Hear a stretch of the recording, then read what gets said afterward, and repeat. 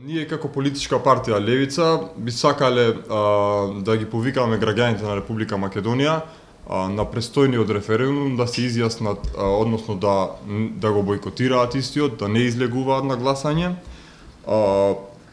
И не само да го бойкотираат со неизлегување на гласање, туку активно да се вклучат во спречување власта да владее понатаму, затоа што ова е веќе нелегитимна власт. Има неколку причини зашто треба да се бойкотира референдумот, но власта со самото тоа што го направи консултативен овој договор, овој референдум, тие се плашат да понесат политичка одговорност. Исто така договорот е нелегитимен. Понатаму самиот процес на организирање на референдумот не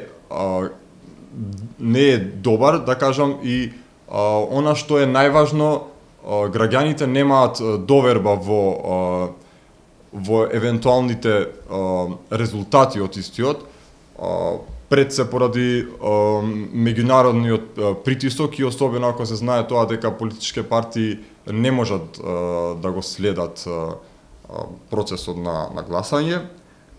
Понатаму би сакале да истакнеме дека една од најголемите причини за бойкот е тоа дека договорот постигнат Заев и Ципрас е лош договор. Тој не ги решава проблемите кои што ги имаат овие две земји, напротив, само го разгорува национализмот. Понатаму исто на домашно ниво прави длабока етничка поделба на граѓаните.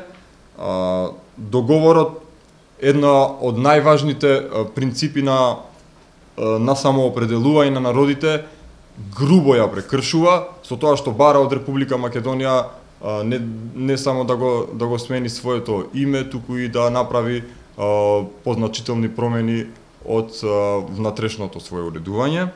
Бојкотот не значи само да не се излезе на гласање. Многу граѓани ни се јавуваат и не прашуваат треба ли да излеземе и да прешкртнеме се. Не, воопшто не излагајте, не земајте никакво ливче.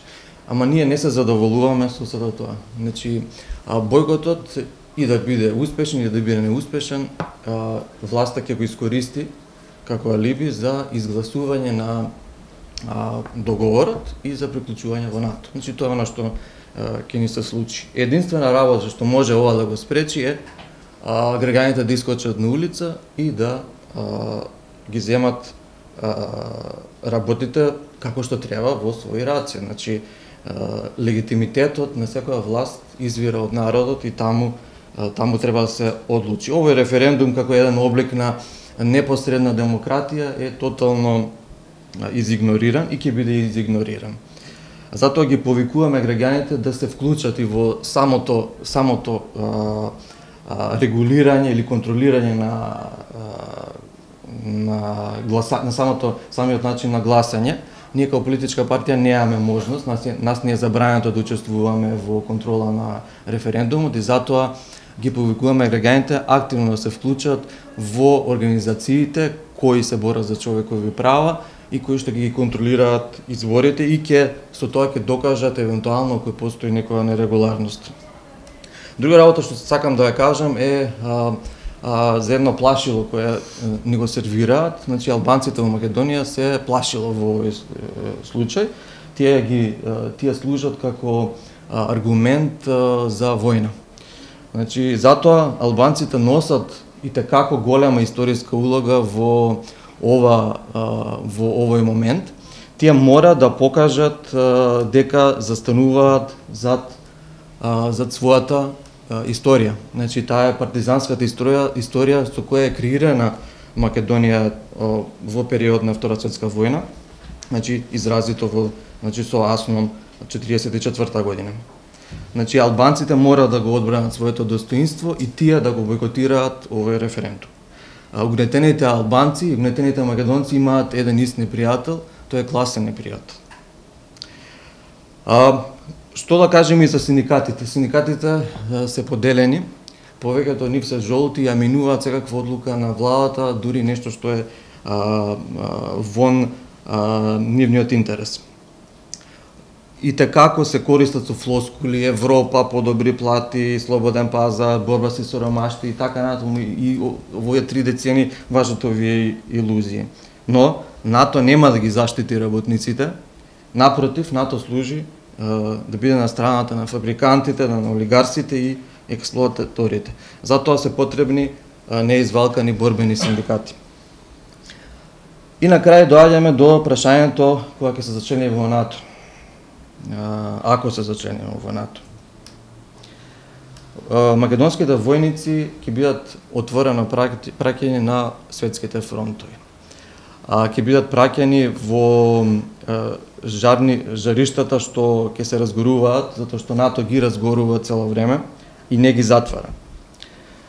Значи, нашите луѓе ќе се враќаат во лимени сандици или во пластични вреки, ако бидат разнесени на милион парчиња. И не само тоа, друга работа што ќе дојдат од маздици од тие земји, за кои нашите власти нема да можат да не одбранат. Значи, бојкотот овде ќе значи и заштита на нашите деца и на нашите сами. Значи, да не гинеме во туѓи војни. И би завршил со едно мото изворно на левицата во цел свет.